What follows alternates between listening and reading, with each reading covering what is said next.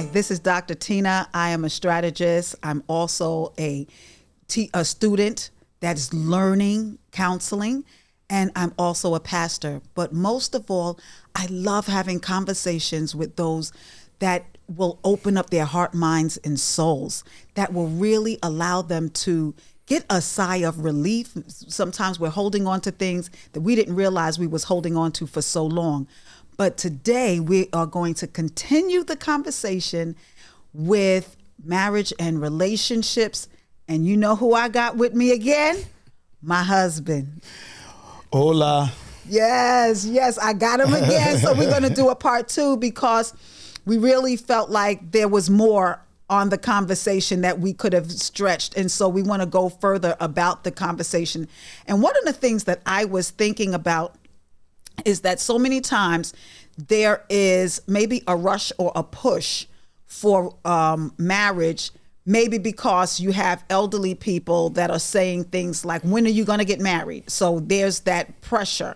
Or maybe feeling like, when is it going to be my turn? You know, so now there's a push to be married, feeling like you don't want to be left out, or going to get married, feeling like I'm trying to put my words together, feeling like if I get married, finally I won't have any more debts. Finally, I'll get what I want. Finally, things will be, not understanding that you still have issues that you're going to overcome. But did you go to the altar for the wrong reasons? Mm-hmm. Well, you know, I think an obvious answer is that you can't rush into something like that. And still, when you know, there was a season of messages. I remember one I can think of is Creflo Dollar. He had a message out where you ask that potential person all of these particular questions. Mm-hmm. Do you have debt? Do you like your mama? Do you like, you know, he asked a pile of questions, and it just kept going on and on, right? You can ask all of the right questions, and still, do you have the process of completing becoming one, right? Mm-hmm. Because when the two shall become one, right? They're not it's a process, one, not right away, not right, and so it's still two coming together, mm-hmm. Two minds, two opinions, two thought processes. Two ways of doing things, right. Two ways of paying bills, two ways of going to the latrine, two different ways. Because one of the arguments in a lot of marriages is, why did you leave the chair up, right? Why'd you leave the seat up? I do have a problem with that. Well, so we're working on that with Bryce, because I think I've learned at this point, 30 some years later. But I'm saying, you know, even those particulars still have to be hashed out, worked out, thought out. You don't really know what's nerve-wracking for you until you're in the house around the person. Sometimes people just get disinterested because of the way a person chews, you know. So I know then the question would be, well, do you really love that person? Well, you know, there's one thought that love overcomes a multitude of faults or sins or whatever. But in this instance, it's just a matter of like living together, longing together, pushing together in the same direction. That has become one thought, one idea, one purpose. And sometimes when you come together, there are two cars, two drivers. Like, we're just in a season now of our lives where I'm the primary driver, but when you met me, you drove everywhere. You went everywhere according to your thought, but now that's kind of shifted. Yeah, that's shifted. So in my opinion, obviously it takes a particular amount of time to allow your whole self to lean into her whole self till it's a we kind of thing. Right. And that's kind of like what I hit on with the meal the other day. I came home with a me thought. Right. And you let me know, hey, babe, I'm here. Right. Kind of situation. And that verbalization helped me understand that it wasn't something that I did with a wrong motive. It was something that I did not thinking. Had to learn, right? And I had to learn Relearn. to think, right? So when we were engaged, and the closer we got to the matrimony, you started getting cold feet. I got cold feet. You got cold feet. Yeah. I didn't get cold feet. No, I know. We've had this conversation as well. Yeah. But I did, because what was wrong with me, or the thought that came back to me, was, number one, when we met, it was like a whirlwind. Right. We met. It was so fast. Right. We met, I think, in a year before we actually got married. Right. We met that summer at the convention. It was the convocation in Virginia. Mm-hmm. Was it in Richmond? It was Richmond. So it was in Richmond, and then by that fall, winter, we kind of sort of started becoming friends. But I knew by that February that I wanted to marry you, right? Yeah, you actually said I love you first. Whatever. But that story did changes. Happen. No, Stephen, because but let's clean this up, because we was talking. This is for the record now, right? This is going down in history. It's going to be in the iPods forever. iPad. What happened? Podcast. But what happened was, I thought you were saying you said something and you stopped, and I said, wait, what was you going to say? And me in my mind thought like you was getting ready to joke on me, like. And I was like, no, what did you say? You said, I would never. I said, you was going to like hurt my feelings. And you said, I would never hurt your feelings. I said, then what were you going to say? He said, I was going to say that I love you, but it's going so fast. And I said, oh, but you said it first. So I you said it first. I'm going to take my jacket off. We have fun going back and forth with that. And I do play with you. That did happen. It did. But the concern I had, because that was such a whirlwind, right, was that I started second guessing myself. Like, maybe I need to slow this whole thing down and just breathe, right? Mm-hmm. But I had already breathed. Right. And so now the second guessing was basically friends. Yeah. Cousins, because I don't really have a lot of friends. My dynamic, or my circle, is my cousins in my church. Right. Mm-hmm. So we're like brother cousins, right? Yes, so my whole ecosystem was that, and we used to hang out. And I had, there's an old saying, Old Testament we used to use, things I used to do I don't do anymore. So a lot of that was going on in my life because of my affinity for you. Right. So by the time our wedding was in September, but I was good till I got right around August. I got the apartment. Yeah. I started moving your clothes in. Yeah. So that when we finally got married, everything move was in place. Right. I was like, man, am I really doing this kind of thing? Right. Am I ready? Yeah. Yeah. Am I enough? Am I enough? Am I willing to sacrifice me for this? And when I ask myself all of those questions over the next week or so, the answer to all of those questions was, yes, I'm ready. Yes, I want to. Yes, I want this. Yeah. So then once we got to the wedding day, that had already been released from me. Right.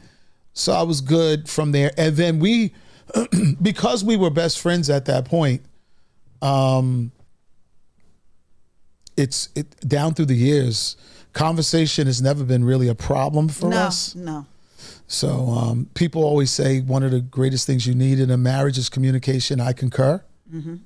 And I think that's the best thing that we have going. Our communication and our humor. Yeah. Because each one of us is funny. Mm-hmm. We're funny to each other. So when we make fun of each other. I'm more funny. You are. You are. Absolutely. So here's from what we spoke about yesterday and what we're speaking about today is our story.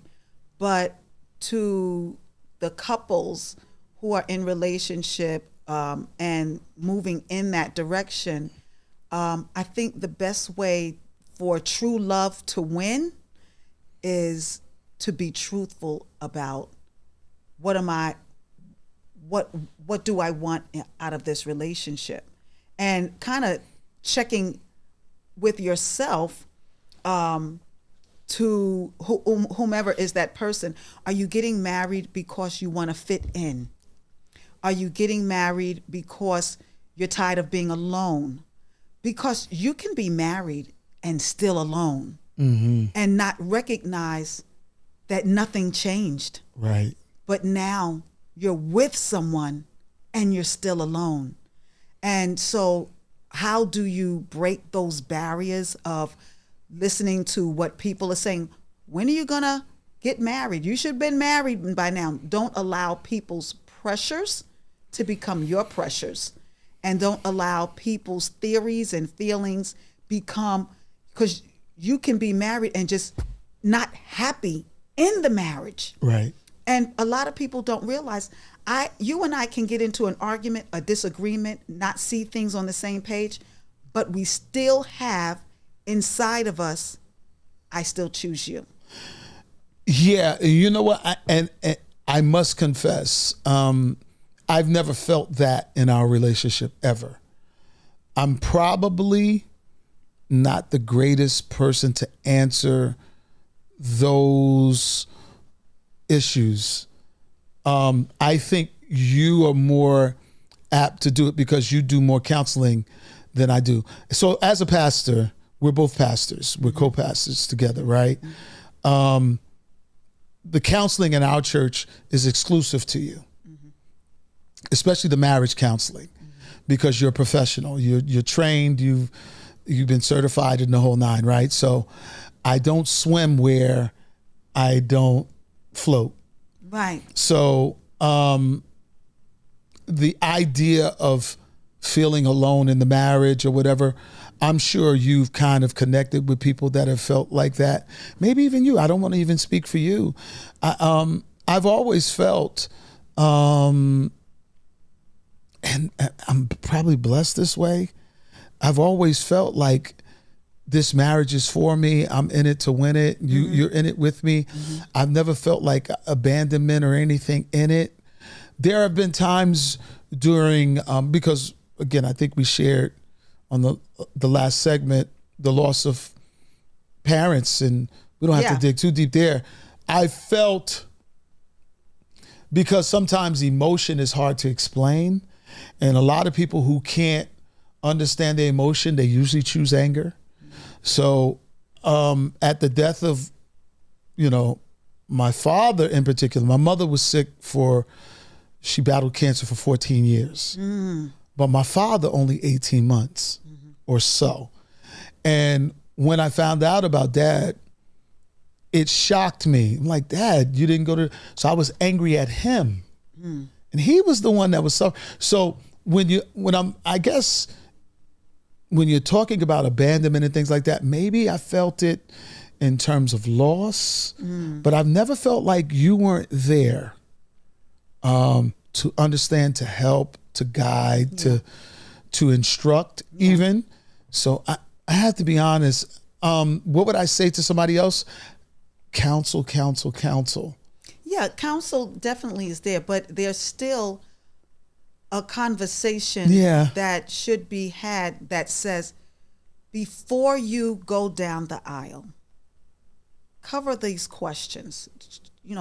Give them some, give it a reason to take it serious, to say, do I love you or do I love what's happening? Am I more in love with the process of getting married? Right. That's worth asking. And sometimes you need to go back into the family tree. I agree. And say, is this a battle? Well, not a battle. Is this something that happens in the family? Well, that's where truth is going to come in, right? So you're going to have to going to be there, because if you are more in love with being married, you'll never know if you fell in love in the marriage. That's powerful. And that, if that doesn't happen, I wanted to know you So me being a virgin and you not, thank you. It's okay. Here I It's am, okay. present. But I was serious about my vow. Right. My vow to God. Right. And so in that seriousness, all we did is have one conversation after another. So we went out on dates. Yeah. But our dates did not have the benefits. It had more. I want to know more about you, and I want to know deeper about you, and the same back, because we didn't have the pressure of performing. So in that, we learned so much about each other that when we did get married, it was like, I know everything about him and I love him still. We always went out to eat. We usually were talking across the table. We're old school. We're old school apostolic. I confess. So we dated in company. Oh, yes. We had dated coupling. with friends. Yes. We did a lot of dating like that. And Bishop and Pastor made it to say, you have a couple that is married to cover the couple. Right. So we did date like that. And we talked a lot about sex. Yes. I think that's a healthy And that's conversation. healthy. Right. Church going, but we knew that was going to be a strong part of our relationship going forward. And I think a lot of people think that marriage in particular is plug and play, that it's already ready. And unlike, I remember you saying something to Bria when she had Adair, and you were talking about when a baby is born, so is a mother. A marriage doesn't quite work like that, though. Marriage is something that happens over the course Right, of right, your walk in right. life. And so you have to be aware that before, am I in love with this person? Right. Am I in love with, because once you get married, and that was with us, we did not have the benefits. We didn't live together. We didn't have hanky panky. So Hanky panky. I don't think anybody says that anymore. Well, I don't think nobody, but go ahead. but hanky panky Hanky just is panky. a kind of way to say that. So when But we did have, I think it's really important to hone in on, we talked about sex a lot. no, we did, talked because I about- didn't know what I was doing, and I was just curious. not just because of that too, but because that's an important conversation to have. It's as important as having a conversation about, do you work, the money, where's the money going to come from, Right. and other things. And I think what I was talking about, and you got it directly, that when you talk about plug and play, a lot of people think it's instant happiness when you get married. If only I had a partner to help me ABC, Yeah. my life would be. Right. And I think the play that goes back and forth with words and with deeds is the fact that this not only takes work, it takes commitment. And the one thing that we did do right away was that we committed to each other, that Yeah. we were gonna, and then I had to learn how to I'm gonna use the word bargain with you, not because I wanted what I wanted, but I had to work with and be accountable to you. Yeah. Accountability Accountable to each other. Accountability was a piece that I didn't have to be to anything or anybody prior to meeting you. Although I had, to my parents, of course, hey, where are you kind of thing, mom. Accountability. But no. So when I met you, I had not long been saved. Although I grew up in church or around church, I should say, I didn't embrace it until just before I met you.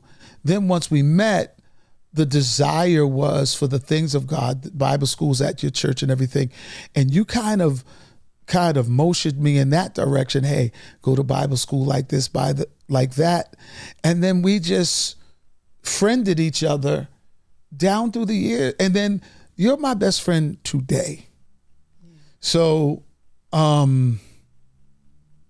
but you know what we have and what others they want to have, it still requires the work. The work. You have to do the work, and the work gets muddy when you smudge the line by incorporating relationship prior to marriage. You're putting the cart before the horse. And so because you've been dating somebody for 5 years doesn't mean you know them. No. It doesn't mean that you have a handle on the relationship, but sometimes it's and for lack of a better word, it's almost like we're playing house, but in reality, the house is broken. It's a house of cards. It's a house of cards, Right. and the it's getting ready to fall. Right. But if you really say to yourself, I've never had a real relationship. I don't know. I think that's honest, right? I don't know how to really be this person, because I can go in church and make everybody feel like all is well. This is great. And go home and go into different areas of That the is house true. and not be real.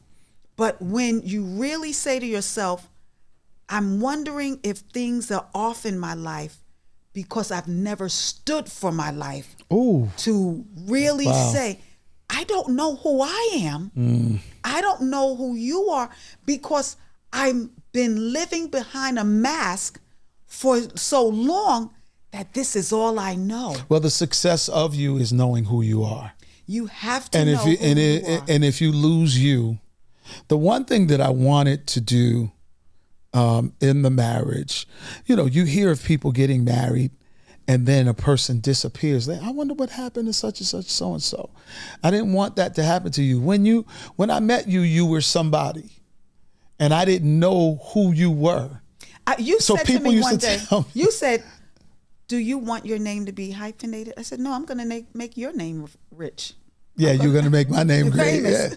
Yeah, because you were Tina Carter I was Tina Carter. when I met you. And when I met you, I hadn't heard of the famed Carter girls. But when I met you, you were Tina to me. So when we sat down, I was very comfortable with Tina. I didn't know that you were Tina Carter. And then I remember one time we were in the airport and I had to take your father to the Newark airport, and which is my neck of the woods. He's from Long Island. I'm in Patterson. So I took him to Newark airport, and a baggage claim guy from Jablip was like, Bishop Carter? Is that you, Bishop Carter? Like as if he was like Jay-Z walking in the airport.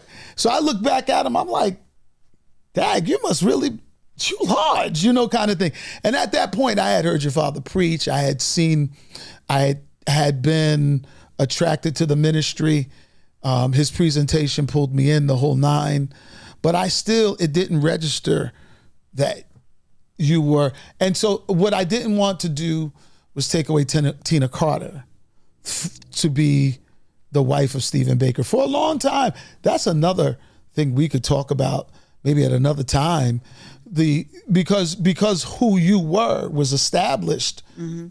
I was comfortable being Stephen Baker, but in the circuit, I was Tina's husband. Right? We could talk about that another time. That never intimidated me though.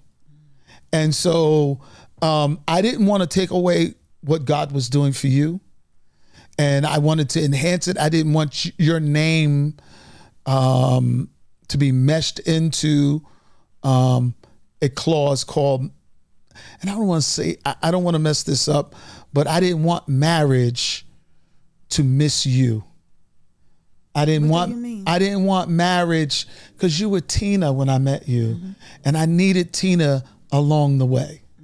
I didn't want you to just be, because the generation ahead of us, oftentimes we were taught, the husband is the head of the wife, is what Christ is the head of the church. Now, the interpretation of that is so misleading because, the minute you say a woman is strong, it's like, oh, that means she's not tamed, or she's whatever strong opinion traditionalists might have.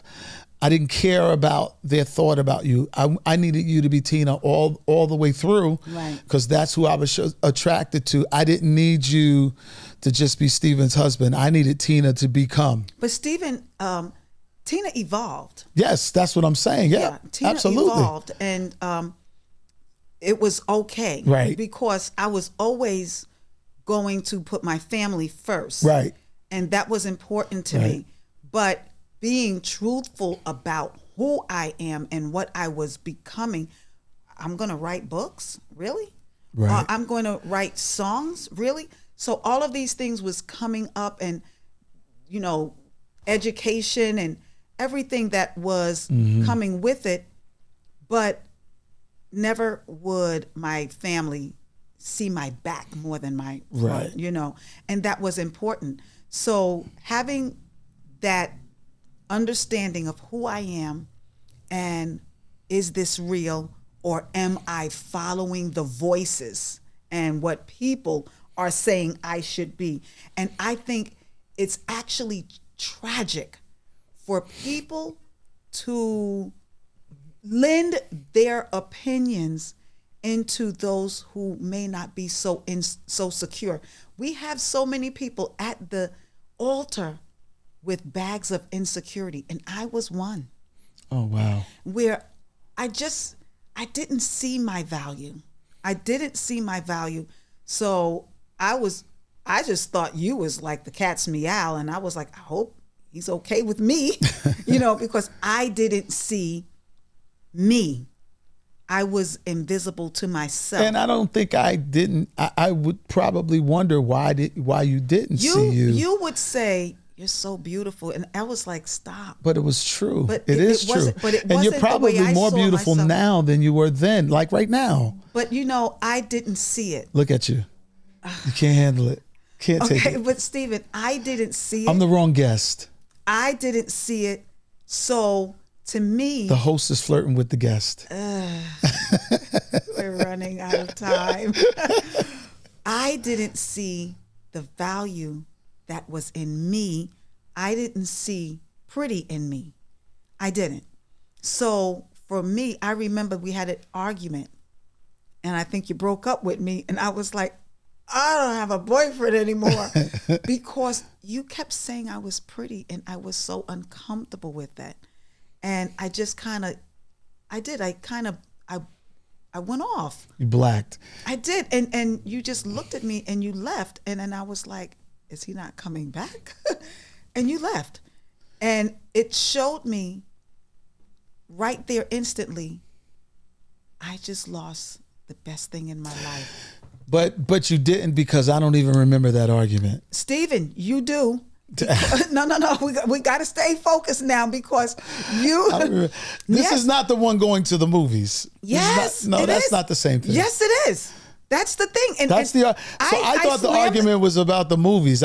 So what you're seeing. So we was going up the stairs, and you was like, God, you look so good. And I was like, stop saying that. I forget what that argument was. You said something. And I slammed the door in your face. And I said, that's not going to happen. Yeah. Anymore. So you didn't call me Monday. Right. You didn't call me Tuesday, Wednesday, Thursday, or Friday.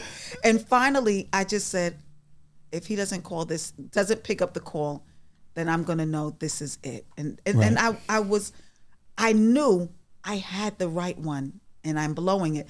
And I picked up the phone. Your father picked up. I remember this well. And I said, hi, this is Tina. Is Stephen available? And he said, I think he's here. I think he's here. Let me go see. And with the phone to his mouth, he said, Stephen, Tina's on the phone for you. Pause. Do not do this thing, my son. Take the phone. And I was like, oh, shoot.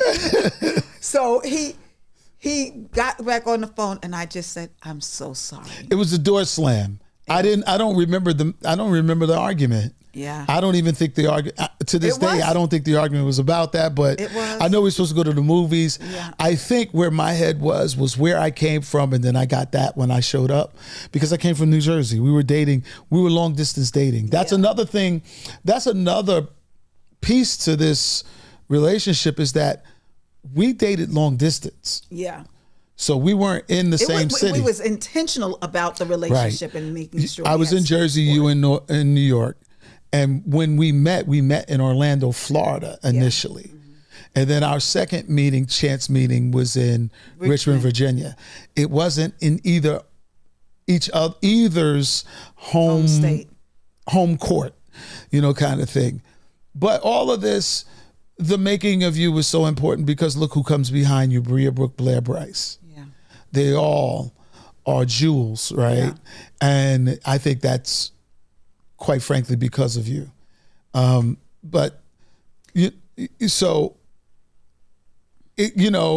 It all works together for the good. It does. Right? And that's just a way that we can share with you. We can share with you our journey, our walk, our way. Not to say that what we're doing is perfect, but what we are doing is making it our business to make us a priority. Would you say that? I'd say that for sure. If someone, like we talked about love and relationship and overcoming obstacles, but what happens when your start didn't have breath in it? It didn't have reality in it, because really you were standing on a foundation that was sinking already before it started.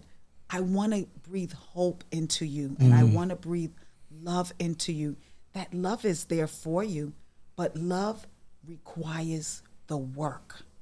And with that, no matter how bad the argument is, if you are committed to loving and being honored and not wondering, do you think this person looks good for me? Then you're already off kilter. But if you stand firm and say, I'm worthy and I'm ready for marriage. Are you marriage ready? Don't look for Boaz if you're not Ruth. That's right. And don't look for Ruth if you're not Boaz. Be authentically you. And with that, everything will work out right. I'm Dr. Tina Baker, and I want to remind you that you can subscribe to my channel by Life Without Limits by Dr. Tina, and my Instagram, Life Without Limits by Tina Baker. I hope you enjoyed this episode. More to come. Have a great day.